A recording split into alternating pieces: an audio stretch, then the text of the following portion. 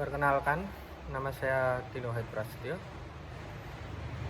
NIM 0441082008. Saya dari Prodi Ekonomi Pembangunan. Di sini saya akan membacakan gagasan teks dari saya. Judulnya Dampak COVID-19. Assalamualaikum warahmatullahi wabarakatuh. Hadirin yang saya hormati, pertama-tama marilah kita bersyukur kehadirat Tuhan Yang Maha Esa atas izin dan nikmatnya kita dapat hadir dalam rangka penyuluhan tentang sebab akibat virus COVID-19 dari tim Satgas COVID-19. Infeksi virus corona yang disebut COVID-19 pertama kali ditemukan di kota Wuhan, Cina pada akhir Desember 2019. Virus ini menular dengan sangat cepat dan menyebar ke hampir semua negara, termasuk Indonesia, hanya dalam waktu beberapa bulan. Hal tersebut membuat beberapa negara memberlakukan kebijakan lockdown untuk mencegah virus COVID-19. Di Indonesia, pemerintah menerapkan kebijaksanaan pemberlakuan pembatasan kegiatan masyarakat atau disebut PPKM. Untuk menekan penyebaran virus ini, coronavirus adalah kumpulan virus yang menginfeksi sistem pernafasan pada banyak kasus.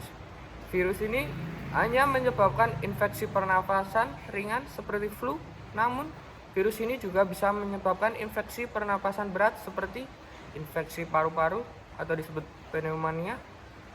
Selain virus SARS-CoV-2 atau virus corona, virus yang termasuk dalam kelompok coronavirus adalah virus penyebab SARS dan virus penyebab Middle East Respiratory Syndrome atau MERS. Meski disebabkan oleh virus dari kelompok yang sama, yakni coronavirus COVID-19, memiliki beberapa perbedaan dengan SARS dan MERS, antara lain dalam hal kecepatan penyebaran dan keparahan gejala. Tingkat kematian akibat virus corona. Menurut data yang dirilis gugus tugas percepatan penanganan COVID-19, jumlah kasus kematian 1.400-3.500 jiwa. Dari angka tersebut, diketahui tingkat kematian fatality rate akibat COVID-19 adalah sekitar 3,4%. Jika dilihat berdasarkan usia, kelompok usia kurang dari 60 tahun memiliki persentase angka kematian yang lebih tinggi dibandingkan kelompok usia lainnya. Sedangkan bila dilihat dari jenis kelamin, 52,3% penderita yang meninggal akibat COVID-19 adalah laki-laki dan 47,7% sisanya adalah perempuan. Meski jumlah kematian akibat COVID-19 tergolong tinggi, angka kesembuhan dari COVID-19 juga terus bertambah. Data terakhir menyebutkan jumlah penyintas atau orang yang pernah terinfeksi virus corona kemudian sembuh adalah 4.091.938 jiwa. Gejala virus corona. Gejala awal infeksi virus corona atau COVID-19 bisa menyerupai gejala flu, yaitu demam, pilek, batuk kering, sakit tenggorokan, dan sakit kepala. Setelah itu, gejala dapat hilang dan sembuh atau malah memberat. Penderita COVID-19 dengan gejala berat bisa mengalami demam tinggi, batuk berdahak, bahkan berdarah, sesak nafas, atau nyeri dada. Keluhan tersebut muncul ketika tubuh bereaksi melawan virus corona. Secara umum, ada 3 gejala umum yang bisa menandakan seorang terinfeksi virus corona, yaitu demam, suhu tubuh di atas 30 derajat Celcius, batuk kering, dan sesak nafas. Ada beberapa gejala lain yang juga bisa muncul pada infeksi virus corona meskipun lebih jarang, yaitu diare, sakit kepala, konjungtivitis, hilangnya kemampuan mengecap rasa, hilangnya kemampuan mencium bau atau anosmia, ruam di kulit. Gejala-gejala COVID-19 ini umumnya muncul dalam waktu 2 hari sampai 2 minggu setelah penderita terpapar virus corona. Sebagian pasien yang terinfeksi virus corona bisa mengalami penurunan oksigen tanpa adanya gejala apapun. Kondisi ini disebut happy hypoxia.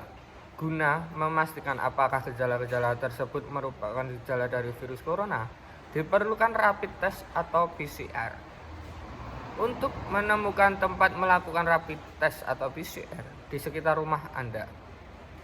Kapan harus ke dokter? Segera lakukan isolasi mandiri jika Anda mengalami gejala infeksi virus corona atau COVID-19. Seperti yang telah disebutkan di atas, terutama jika dalam 2 minggu terakhir Anda berada di daerah yang memiliki kasus COVID-19 atau kontak dengan penderita COVID-19. Setelah itu hubungi hotline COVID-19 di 119. Untuk mendapatkan pengarahan lebih lanjut, bila Anda menduga telah terpapar virus corona tetapi tidak mengalami gejala apapun, tidak perlu memeriksakan diri ke rumah sakit. Anda cukup tinggal di rumah selama 14 hari dan membatasi kontak dengan orang lain.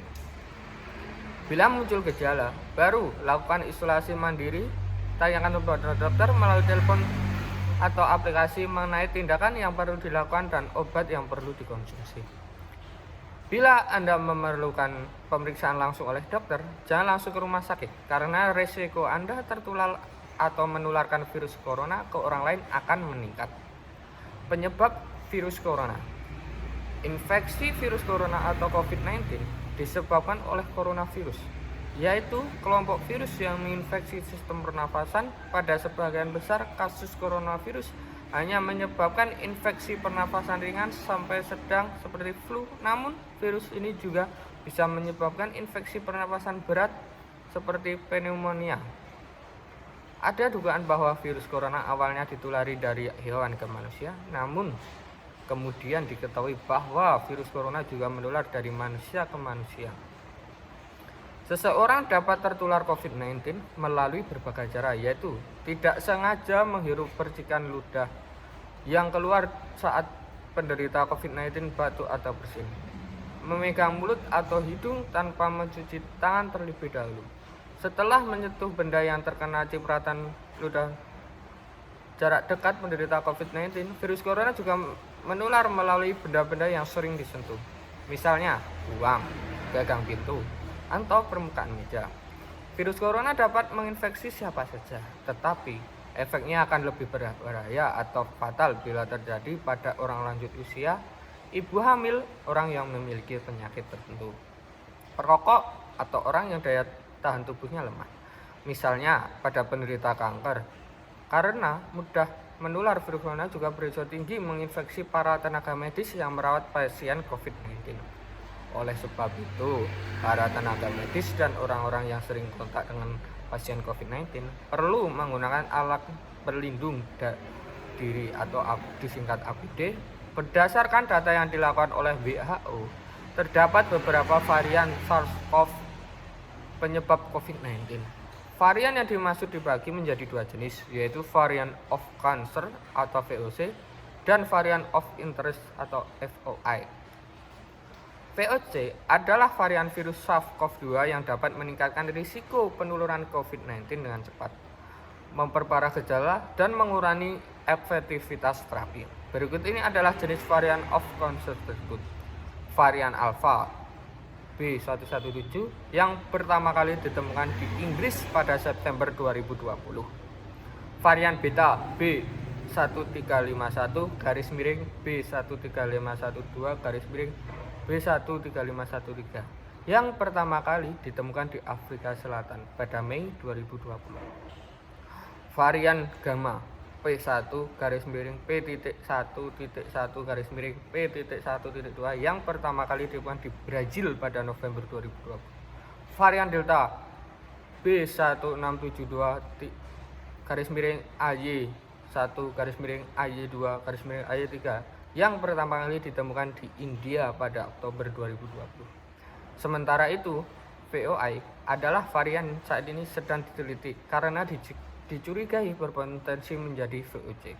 Jenis varian tersebut adalah varian Lambda C.37 yang pertama kali ditemukan di Peru pada Desember 2020. Varian MU B1621 yang pertama kali ditemukan di Kolombia pada Januari 2020. Sekian uraian yang saya sampaikan, mudah-mudahan ada manfaatnya bagi kita semua.